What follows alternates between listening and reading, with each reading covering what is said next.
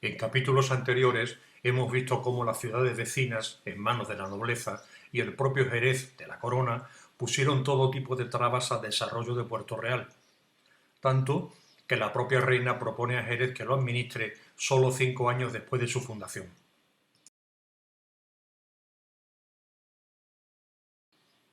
En 1543, tras reiteradas peticiones de Puerto Real para recuperar su libertad y autonomía, Carlos I le devuelve sus derechos estipulados en la Carta Puebla.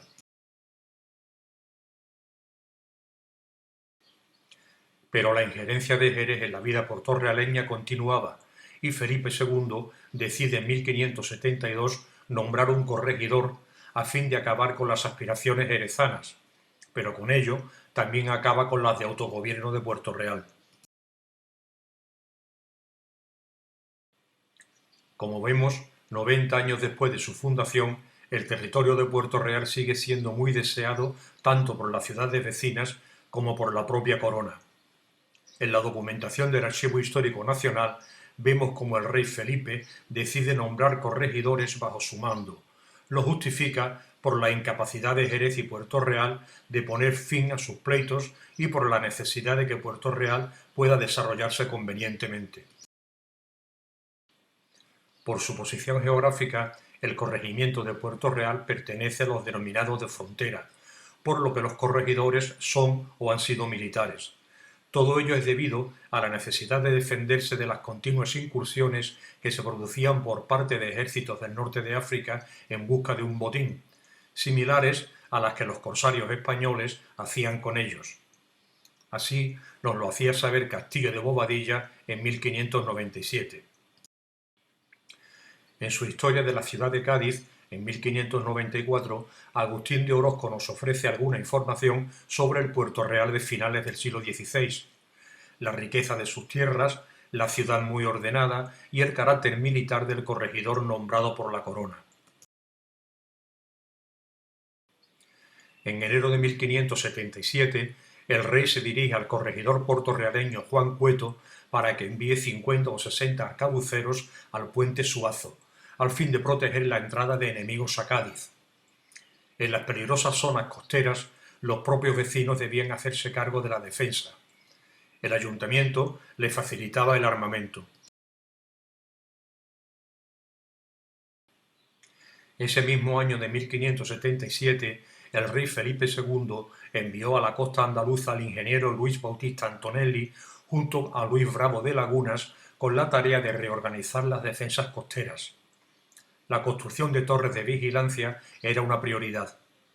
La torre de la iglesia de San Sebastián, que se estaba edificando entonces, se convertiría en una atalaya para vigilar la entrada de invasores, como queda reflejado en este documento que firma el regidor de Puerto Real, Juan de Hermosilla. En otra carta, Bravo de Lagunas informa al rey de la situación en que se encuentran los pueblos costeros y en concreto Puerto Real, de la que dice que posee 2 compañías con sus capitanes y un total de 237 hombres de a pie y 29 de a caballo.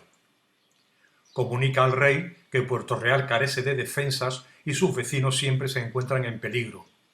Le comunica el carácter defensivo de la torre de la iglesia y que ha dado órdenes para que se construya una torre de vigilancia en un cabo al que denominan la Mata Gorda. Entre 1585 y 1604, Inglaterra y España mantuvieron un conflicto bélico sin declaración formal de guerra, cuyo trasfondo era el control de los mares y las nuevas tierras que se iban descubriendo, y también la pugna entre católicos y protestantes. El conflicto se terminó en 1604 en la Conferencia de Somerset. Puerto Real tenía entonces algo más de 300 vecinos, es decir, 1000 y poco habitantes, la mayor parte trabajadores con un nivel económico bastante escaso, y debían hacerse cargo de la vigilancia de toda la costa de su término, desde el puente Suazo hasta Matagorda y el río San Pedro, con la misión de impedir un asalto a Cádiz por tierra o mar. Felipe II estaba preparando una gran flota para el ataque a Inglaterra, la que posteriormente se denominó Armada Invencible. Mientras tanto, el 29 de abril de 1587, el vicealmirante Francis Drake intentó el asalto de la bahía de Cádiz, una de las zonas donde Felipe II concentraba naves para atacar a Inglaterra. Dañaron o destruyeron unas 30 naves, tanto de la Armada Española como privadas de carga. Otras muchas se refugiaron en Puerto Real y el puerto de Santa María, ya que Drake no podía navegar por el interior de la bahía por el gran calado de sus barcos. El corregidor de Cádiz, Juan de Vega, y demás autoridades gaditanas informaban al rey de lo sucedido en las bahías. Las naves británicas enarbolaron sus banderas cuando ya estaban preparadas para el ataque. Más de 6.000 hombres de a pie y de a caballo, al mando del duque de Medina Sidonia, llegaron a la ayuda de Cádiz y lograron rechazar a Drake. William Borup era el segundo mando de la escuadra británica y discrepó con Drake sobre la táctica del ataque. Como cartógrafo, dibujaba mapas de sus viajes. En este, describe los movimientos de las naves y entre ellos los navíos y galeras que se refugiaron en Puerto Real.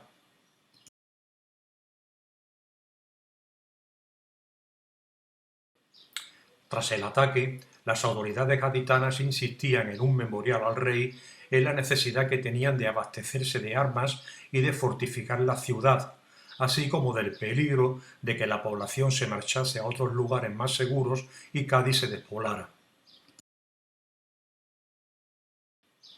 Ese mismo año de 1587, la ciudad de Cádiz comunica a la corona que se está despoblando, sobre todo de comerciantes extranjeros, por el medio de un nuevo ataque.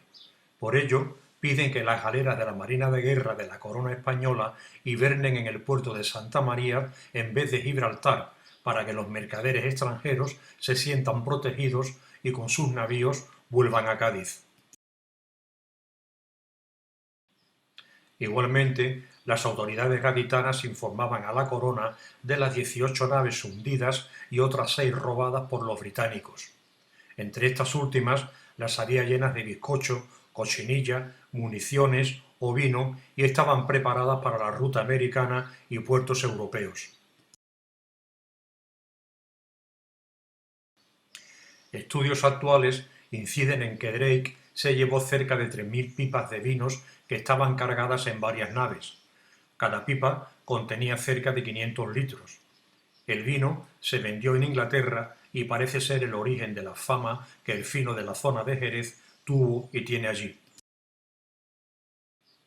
En la relación anterior figuraba una nave que en 2012 se descubrió bajo una gran capa de fango en el bajo de la Cabezuela. Los restos pertenecían a la nave genovesa San Jorge y San Telmo Buenaventura, hundida por Drake. En ella se han localizado, entre otras cosas, parte del cerebro de una mujer, barriles con grana cochinilla para tintes y botijas con aceitunas en salmuera. El resto de las naves seguirán en los fondos de la bahía. En la publicación denominada El Proyecto Delta, sus autores nos ofrecen igualmente los resultados de la investigación y podemos encontrar también la carlinga de la nave, más barriles con grana cochinilla y varios cañones. Como podemos ver, las obras de la nueva terminal de contenedores ofreció otros resultados que, aunque eran esperados, fueron sorprendentes.